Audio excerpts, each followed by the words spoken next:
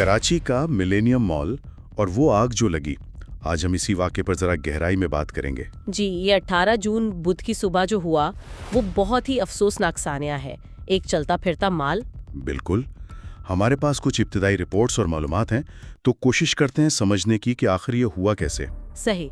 तो इत्तलात के मुताबिक आग सुबह सवेरे लगी, तकरीबन कोई 4 बजे का वक्त होगा। 4 बजे सुबह? यानी ज़्यादातर लोग तो सो रहे होंगे। बिल्कुल। और आग शुरू हुई तीसरी मंजिल से, वहाँ जो कंट्रोल रूम था वहाँ से। अच्छा, कंट्रोल रूम से? हाँ। और फिर फैली बहुत तेज़ी से? जी हाँ, बहुत तेजी से। और फिर धुआं, अफरा तफरी, वो तो जाहिर है होना ही था। रेस्क्यू का क्या रद्द-ए-अमल रहा? टीमें कब तक पहुंची? इत्तलात तो यही है कि रेस्क्यू 1122 वाले 15 मिनट में पहुंच गए थे। 15 मिनट? ये तो काफ़ी तेज़ रद्द-ए-अमल है। हाँ, रद्द-ए-अमल तो तेज था और वसाइल भी लाए थे। 11 से ज्यादा फायर टेंडर्स, वो ऊंची सीढ़ियों वाली गाड़ियां, स्नॉकल्स, एम्बुलेंसेस भी थीं। तो फिर मसला कहाँ है? आग बुझाने में काफ़ी वक्त लगा। मसला आया जी। सबसे बड़ा मसला तो पानी की कमी का बताया जा रहा है। पानी की कमी?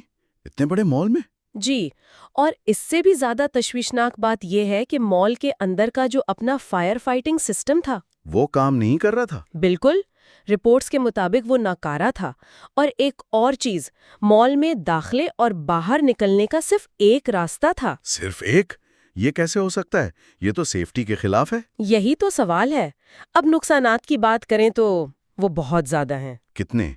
कुछ अंदाजा है? 600 से ज्यादा दुकानें मुकम्मल तौर पे तबाह हो गईं। 600? जी, तीसरी मंजिल तो समझे मुकम्मल तौर पर जल गई और पहली दूसरी मंजिल को भी शदीद नुकसान पहुंचा है, करोड़ों रुपए का नुकसान। अल्लाह रहम करे। लेकिन शुक्र है कोई जानी नुकसान नहीं हुआ। हाँ, ये अल्लाह का शुक्र है कि जानें महफूज रहीं। लेकिन ये 600 दुकानें, ये सिर्फ दुकानें नहीं थीं, ये लोगों की उम्र भर की कमाई थी, उनके ख्वाब थे, बिल्कुल। इनके रोजगार का वाहिद जरिया। जी। तो नुकसान सिर्फ माली नहीं है, ये जज्बाती तौर पर भी बहुत बड़ा धचका है। और इब्तिदाई तहकीकात क्या कहती हैं? कुछ पता चला कि आग क्यों लगी या सिस्टम क्यों फेल हुए?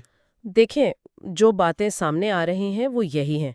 फायर सिस्टम नाकारा, इमरजेंसी रास्ते बंद या इस्तेमाल के काबिल नहीं। यानी अगर कोई अंदर होता तो निकलना भी मुश्किल हो जाता। बहुत मुश्किल। और एक और चीज, छत पर केमिकल्स और वो चिलर्स वगैरह का जखीरा था, आतिशगीर मवाद। अच्छा। छत पर? जी।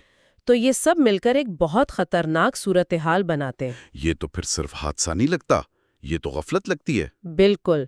और कुछ माहिरीन तो यहाँ तक कह रहे हैं कि कराची में, आप अंदाजा करें, 90% कमर्शियल प्लाजों में आग से बचाव के इंतजामात हैं ही नहीं या नाकाफी हैं। 90%? ये तो बहुत खौफनाक बात है। मतलब कोई चेक एंड बैलेंस नहीं। लगता तो यही है। ये सवाल उठाता है कि शहरी इदारे क्या कर रहे हैं, कवानीन पर अमल दरामद क्यों नहीं होता?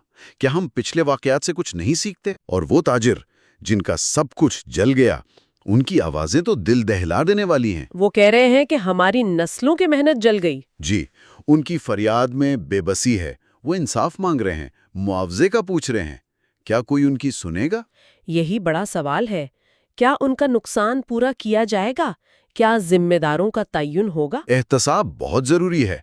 अगर एहतसाब नहीं होगा तो मुस्तकबिल में भी ऐसे वाकयात होते रहेंगे। अभी ताज़ा सूरत हाल क्या है? आग बुझ गई है? जी, आग पर तो बड़ी हद तक काबू पा लिया गया है। अब वो कूलिंग का अमल कर रहे हैं और नुकसानात का जायजा ले रहे हैं। और इब्तिदाई रिपोर्ट में भी गफलत की बात आ रही? जी हाँ, यही बातें हैं कि हिफाजती इंतजामात नाकिस थे और लोग, खास तौर पर ताजिर, बहुत गुस्से में हैं और कार्रवाई का मुतालबा कर रहे हैं। तो आखिर में सोचने की बात यह है कि ये जो मिलेनियम मॉल की राख है, ये सिर्फ जली हुई दुकानें हैं या ये हमारे शहर के हिफाजती निज़ाम की नाकामी का सबूत है?